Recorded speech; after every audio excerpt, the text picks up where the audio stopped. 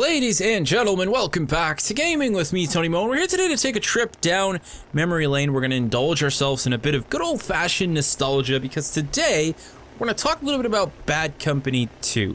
I felt that it was vital, absolutely necessary, that I revisit Bad Company 2 as the launch of Battlefield 1 is just around the corner. For me, and I know for many of you, Bad Company 2 is sort of the previous generation of Battlefield, the one before the modern generation that we have now. It was the last game before DICE would go ahead and launch Battlefield 3, which would really evolve and change the way that we looked at Battlefield, the way we played Battlefield. There would be a lot of massive implementations in Battlefield 3 inside of the game's Frostbite engine that would really bring Battlefield to the modern gaming generation in a really big way. I mean, we have to applaud DICE for the changes that were made across Bad Company 2 to Battlefield 3. I mean, that really significant improvements, and I still remember being incredibly impressed and blown away when I saw Battlefield 3 for the first time.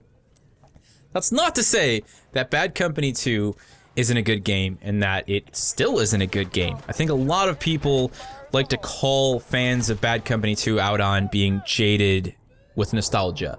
You know, it's not as good as you thought it was. You know, everybody thinks it's the greatest game in the series. I'm not saying it's perfect. I'm not saying anything that DICE has ever done is flawless or perfect.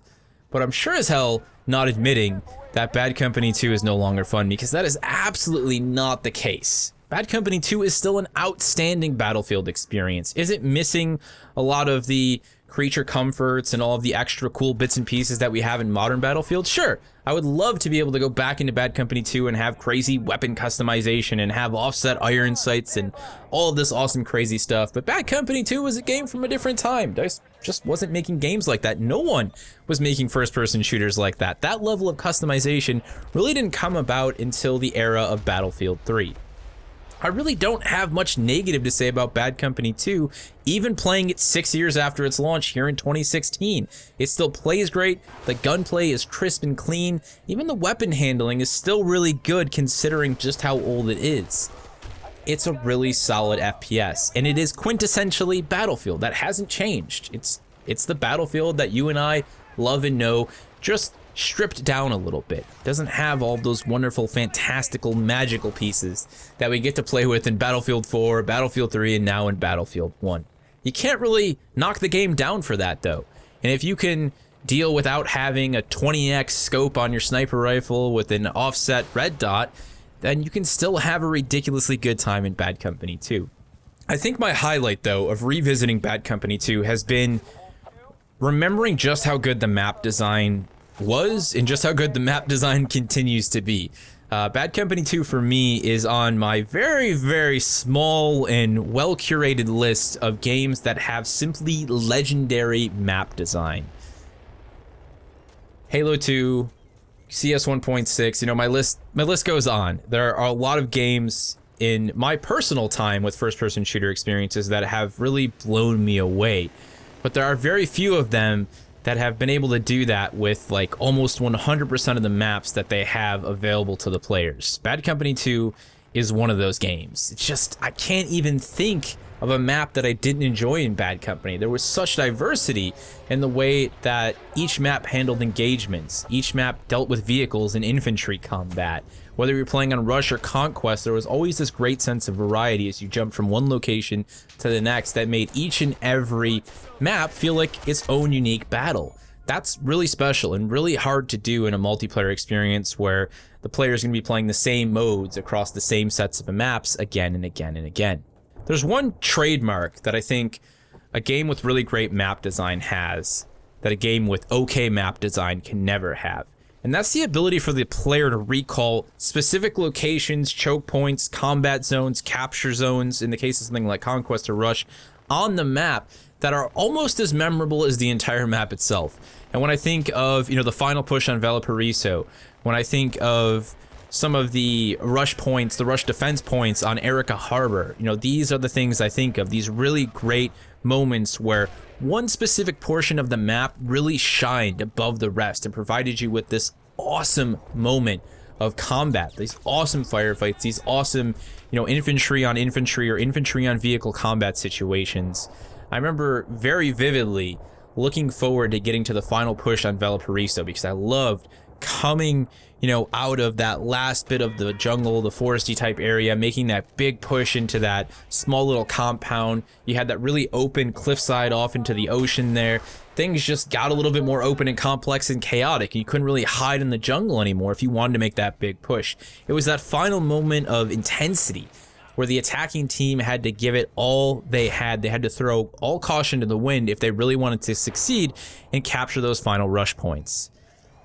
That right there, you know, those are the kind of stories that drive incredible legendary map design. Bad Company 2 just had that in heaps, man. And jumping back into the game 6 years later and seeing just how good the maps still play is a really awesome experience. Now, if I had to point out some things outside of, you know, the customization and all the small bits we talked about that exist in modern Battlefields that were obviously lacking when you go back to play a game like Bad Company 2, I have to talk about animations. I have to talk about the physics, everything that DICE did with the Frostbite engine with Battlefield 3. I mean, the transition from Bad Company 2 to Battlefield 3 was incredible. It was a huge jump in technology. Not only did Battlefield become this franchise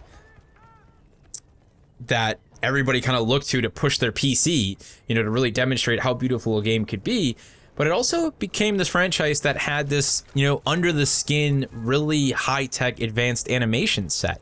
The animations that DICE actually built for Battlefield would end up, you know, sort of being co-used with Battlefield as well as FIFA. I mean, that's how big a deal it was for DICE to make these animations.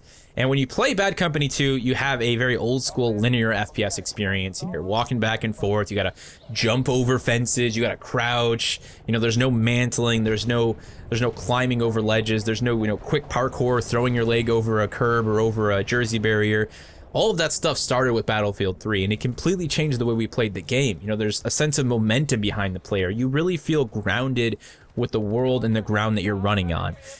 That's a big deal. It's one of those small things that I think we overlook every time we boot up a modern Battlefield game, but that's the way forward, in my opinion. You know, giving players this option or this ability to really interact with the environment in a more lifelike manner really does add to the experience.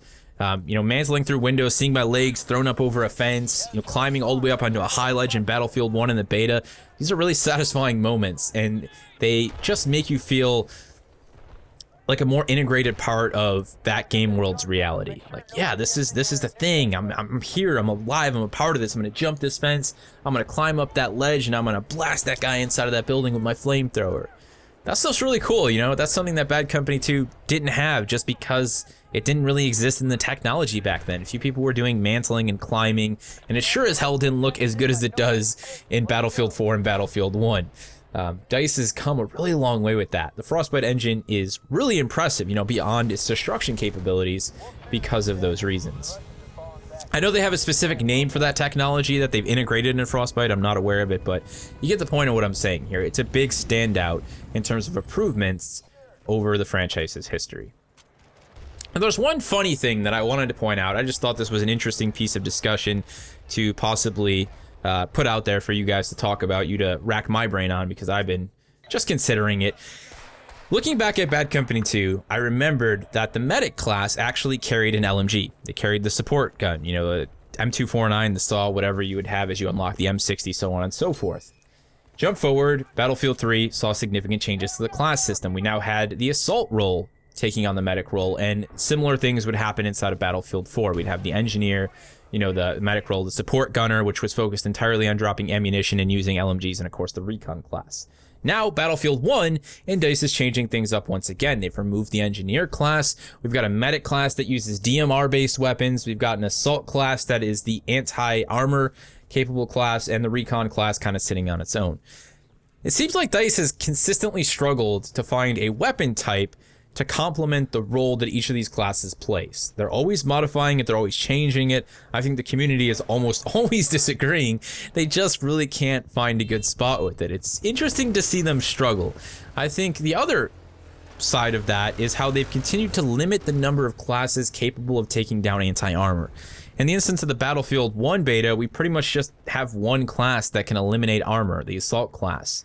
Going back to Bad Company 2, we had a class with a rocket launcher. We had multiple classes with C4. We had the recon class to be able to call in airstrikes. You know, it was just a whole different level of chaos, but it still worked. Interesting, just thought process when it comes to game balance there. You know, how we can go back to Bad Company 2 and have just about every class with anti-armor capabilities, and somehow armor still feels okay, still feels like it has a role on the battlefield. Jump forward to Battlefield 4, you know, in Battlefield 1, and we've got essentially one class, and again, the balance can still exist to some extent.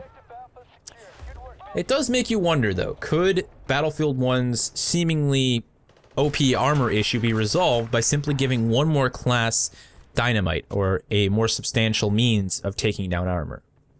I don't know. It's going to be interesting to see how DICE deals with everything in Battlefield 1 as we move forward. But nonetheless, it's been really awesome to revisit Bad Company 2, see just how good of a game it still is, see just how amazing the map design was and still is, and make these comparisons. If you guys have had the opportunity to jump back into Bad Company 2 recently, let me know what your experience was like. If you haven't and you own the game, I strongly advise you to give it a go. It's a lot of fun to just kind of visit Battlefield's past, you know, and really make some comparisons to the modern Battlefield games. Maybe make a couple realizations that you never would have thought you would have made. Anything else for me? Throw it down in the comment section below. Thank you so much for watching, and I will see you in the next one.